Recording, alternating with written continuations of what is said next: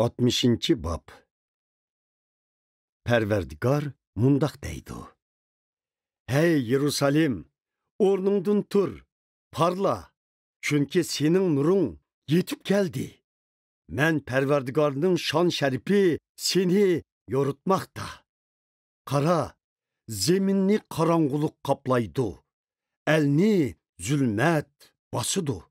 Lekin men Perverdigar seni yoritaman. Mening shon sharifimning nuri üstünge keçilidi. Alla bu nurni ko'rib yeningga kelidi.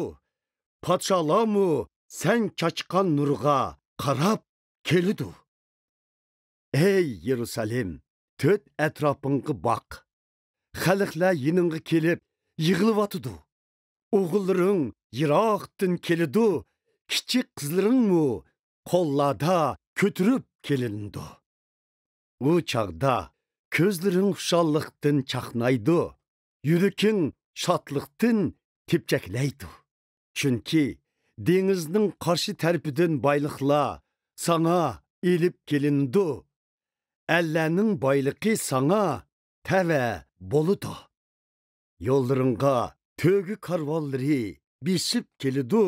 Midyan ve Efah'nın yaş tögüleri zeminingga tolup ketidi. Shiba'nın adamları mı kelidi?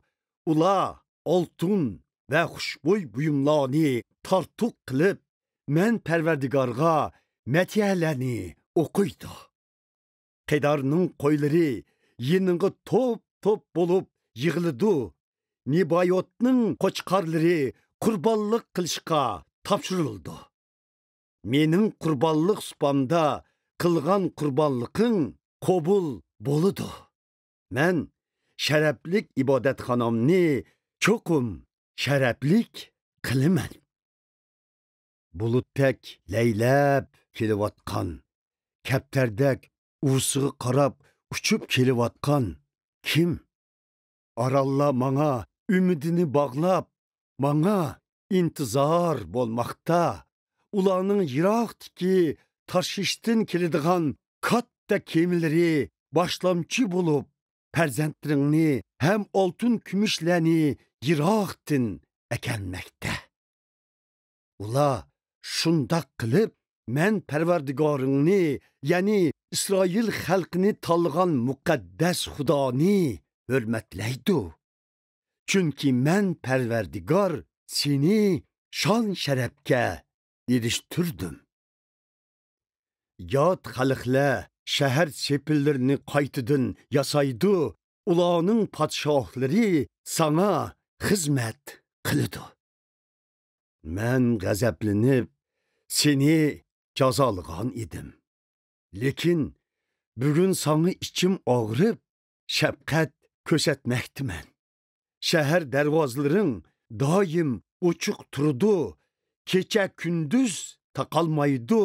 Hamma Allahning boyligi sana akilib berildi. Ularning podsholarimi haydab kelinadi.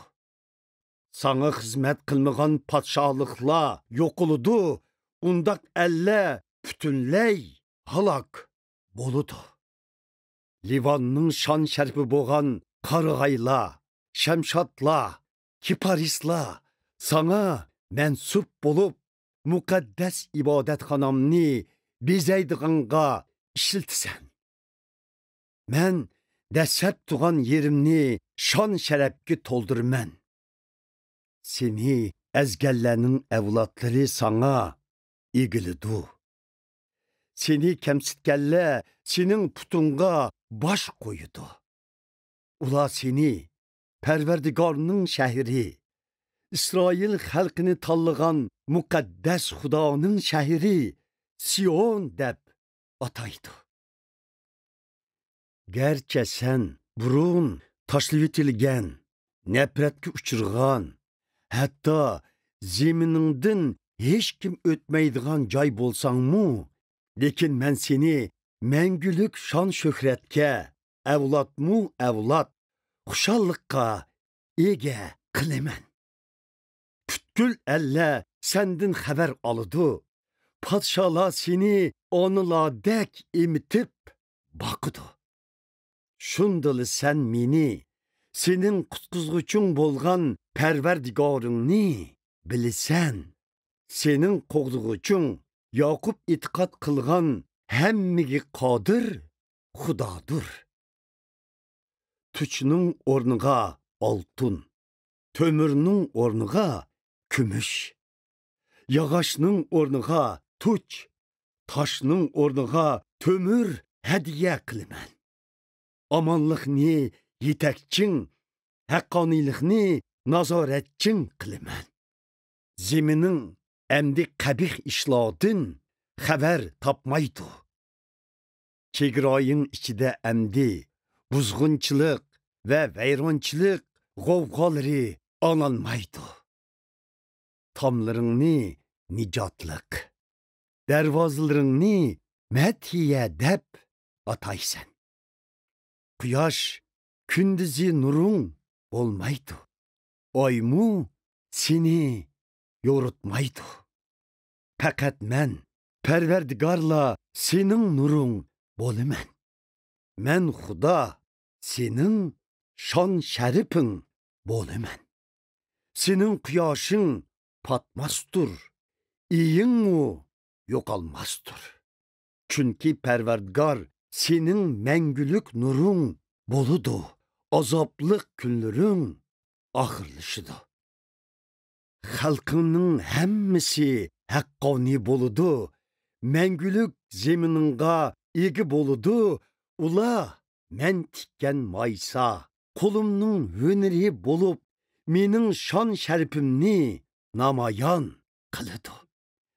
Sani azları çoğun milletki aylanıdı. Acizleri küçülük el boludu. Men Perverdigar vakti kegende bu işni tezla emelge aşırımen.